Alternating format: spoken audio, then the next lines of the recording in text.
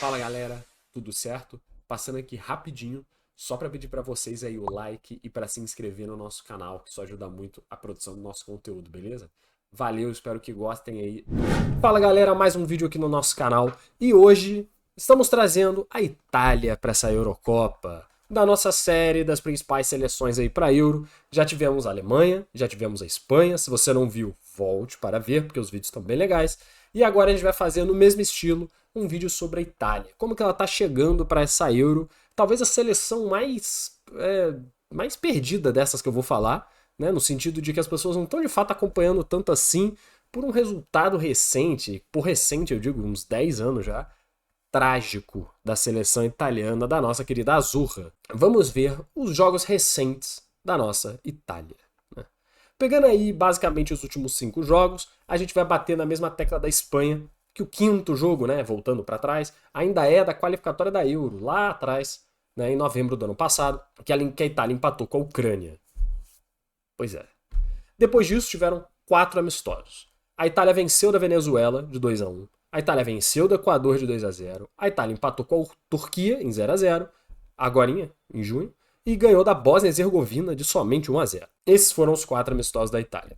A gente tem 3 vitórias e um empate, só um gol sofrido em 4 jogos. Pegou adversários até um pouco qualificados, como a Turquia e o Equador, e a Venezuela hoje em dia também é um time que tá bem, né? Vem num bom momento. Isso dá uma visão de que a Itália tem aí um caminho para fazer uma Eurocopa interessante. Porém, é difícil avaliar essa seleção italiana como, não, ganhou 3 jogos, tá vindo forte, hein? Tá vindo embalada.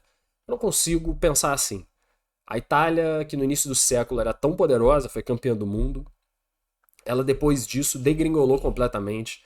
Tiveram muitos nomes que se aposentaram, né? Sei lá, o Pirlo e coisas do tipo, o Cannavaro, sei lá. E depois deles a gente não teve a renovação que era esperada do futebol italiano, muito por causa da crise financeira que o futebol italiano passou no início do século e que basicamente destruiu o campeonato nacional. Existe um sucateamento gigante de grandes times da Itália, Milan, Inter de Milão, Juventus. E só de uns 10 anos para cá, né, aí de 2015 vai para cá, que o futebol italiano voltou a se reerguer lentamente, anos melhores, anos piores, mas está voltando a ter uma participação muito mais interessante no cenário europeu. A gente teve o Napoli fazendo grandes campanhas, a gente teve a Atalanta fazendo grandes campanhas, a gente tem o Bolonha surgindo aí. Então você vê times médios da Itália voltando a figurar como pelo menos competitivos no cenário europeu, além dos grandes que voltaram de fato já, mas ainda assim deixam um pouco a desejar. Dito isso, que foge um pouco aqui da seleção italiana, isso se reflete na seleção. Então foram anos terríveis da Itália, anos que a Itália não consegue nem se classificar para a Copa do Mundo. A Itália, se eu não me engano, está 2 Copas do Mundo sem jogar a Copa. E assim, isso é uma situação gravíssima, né? Ela vai tentar agora ver se consegue jogar na terceira, né? Mas, cara, é uma situação realmente complicada. Um time que já foi talvez a melhor seleção europeia durante um bom tempo, um passado não tão passado assim, e que agora, cara, virou até motivo de chacota, né, para muita gente, principalmente dentro da Europa. Só que eu acho que a Itália está numa reformulação ainda bem incipiente, tá bem assim no meio do caminho, digamos, atrás bastante da Espanha, como um método de comparação, pode fazer uma campanha interessante. É um dos 5 candidatos? Talvez. Talvez. Acho que a gente pode ampliar isso aí para 6, né? Porque a gente tem Alemanha e Espanha. Vamos fazer vídeo aqui da Inglaterra, da França. E eu vou fazer um vídeo de Portugal também, viu? Porque eu acho que é importante Portugal nessa história. E a Itália fecha então esse top 6, vamos dizer assim. Então vamos mais pra frente para entender o porquê que eu não tenho muita fé nesse time italiano. Seguinte, diferentemente do que eu fiz na Espanha e na Alemanha, se vocês perceberem, eu passei batido pelos principais jogadores da Itália. Né? E de verdade, cara, esse time italiano ele tem uma característica muito diferente das outras seleções que eu vou falar aqui. Ele não tem uma grande estrela. A gente pode trazer 2 caras, talvez, que são mais diferentes desse time.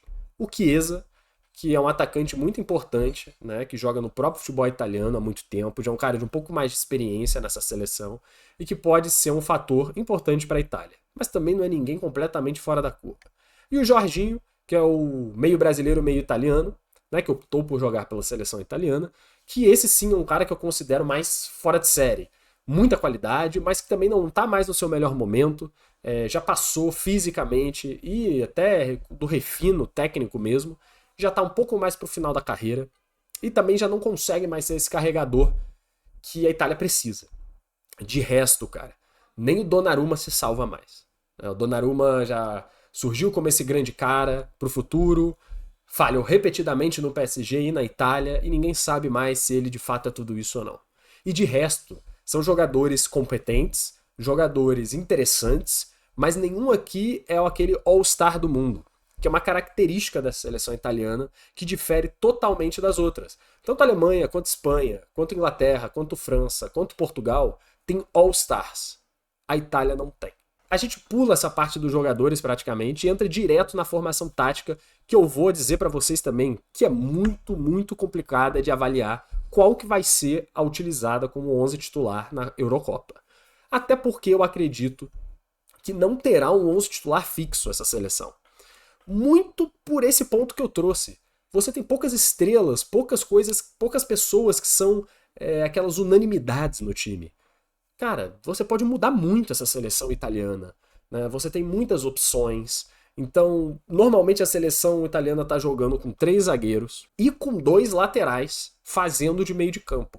O Di Marco e o Di Lorenzo são laterais de função.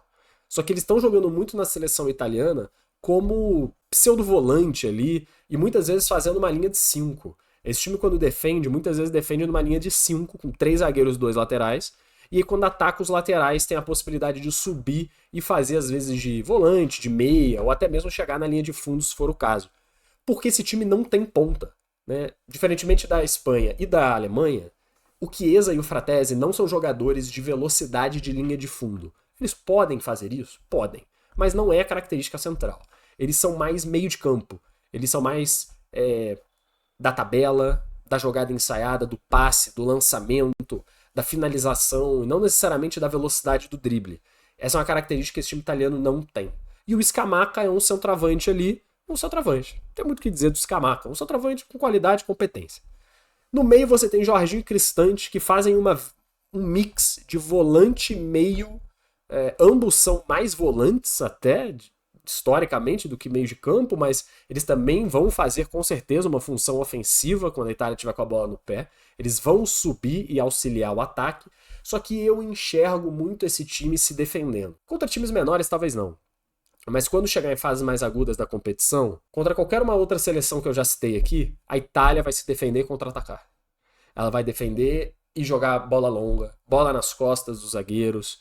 Então o Jorginho e o Cristante tendem a recuar e fazer a linha de volantes e todo mundo voltar. Talvez deixar um Scamacca solto e aí mudar a formação tática de acordo com o jogo, né? Você pode colocar, enfim, existem outras opções que também não são nada grandiosas nesse time da Itália e que não devem mudar tanto a situação assim. Eu enxergo muito esse time se defendendo. Então, só para ilustrar, eu acredito que a Itália se defenda mais ou menos dessa forma. Com uma linha de 5, protegendo a área. Uma linha de 4 jogadores fazendo essa proteção da passagem no meio de campo. E um atacante completamente solto para cobrir todo o campo ofensivo e pressionar os zagueiros e o goleiro de uma maneira meio sem muito propósito, né? Eu acho que a Itália vai jogar mais assim, tá? A Itália vai jogar muito mais defensivamente do que as outras seleções que a gente debateu até agora. Olha, é meio até complicado avaliar. A Itália, ela vem para essa Euro com uma expectativa, eu acho, baixa. Eles não vão falar isso, obviamente, os jogadores, óbvio, querem vencer e eles podem surpreender, mas eles serão zebras contra todas as outras grandes seleções europeias esse ano. Não dá pra você ter expectativa de que eles vão ser campeões, não acredito. E isso pode, na verdade, ser uma parada positiva para a Itália, né? Você jogar com menos pressão, você jogar com essa posição de zebra, de underdog, pode ser muito positiva para a seleção italiana. Ela vem de resultados muito ruins, é uma seleção machucada pelo histórico recente, e talvez nessa posição ela consiga mostrar um futebol até melhor do que ela mostraria se tivesse todos os holofotes em cima da Itália. Isso pode ser um ponto positivo para ela, jogar sem pressão, que é muito diferente da Alemanha jogando em casa, da Inglaterra, que não consegue ser campeã de nada, de uma França, que quase foi bicampeã do mundo, quase, né, recentemente, que tá de novo aí como uma grande seleção, de uma geração portuguesa, que carrega um peso de conseguir mais títulos, assim como conseguiu recentemente, né? Na própria Euro, na Nations, se eu não me engano. Talvez seja a seleção com menos pressão, junto com a Espanha, mas a Espanha já tem um pouquinho mais, né? Essa Itália, ela tá sendo montada para o futuro. Talvez nem para a próxima Copa. Eu acho que o objetivo da Itália para a Copa daqui a 2 anos é se classificar e fazer uma campanha digna. Passar na fase de grupos e valeu. Mas assim, é tentar recuperar um pouco do que é a Azurra, né? E para no futuro as coisas voltarem a ser mais naturais para a Itália, como sempre foram. O ponto negativo da Itália é que ela não tem grandes jogadores, né? A verdade é essa. Falta muito. Assim, os jogadores da Itália são bons, competentes, é óbvio, mas comparativamente com quem está de fato competindo, né? É muito pouco. É muito pouco. Esse é o peso negativo, né? O elenco é fraco. E vai ser um time muito defensivo, como o futebol italiano sempre é. É isso sobre a Itália. É um vídeo mais complicado até de fazer, porque a gente tem menos informação sobre os jogadores de maneira geral, né? Enfim, acompanha menos, é bem verdade. Mas tentei me esforçar um pouquinho para trazer aqui o que eu acho que vai ser esse 11 inicial. Um pouco dessa estratégia que a Itália deve ter na Eurocopa. Deixem nos comentários, eu não sei se às vezes algum de vocês acompanha muito a Itália, tem mais informações detalhadas sobre a seleção italiana. Peço que deixem nos comentários, até para que todos possamos também ler e aprender um pouco mais. Vejam nossos outros vídeos que já passaram, Espanha e Alemanha, os que ainda virão. É isso, rapaziada. Agradeço muito por estarem vendo, espero que estejam gostando e até a próxima.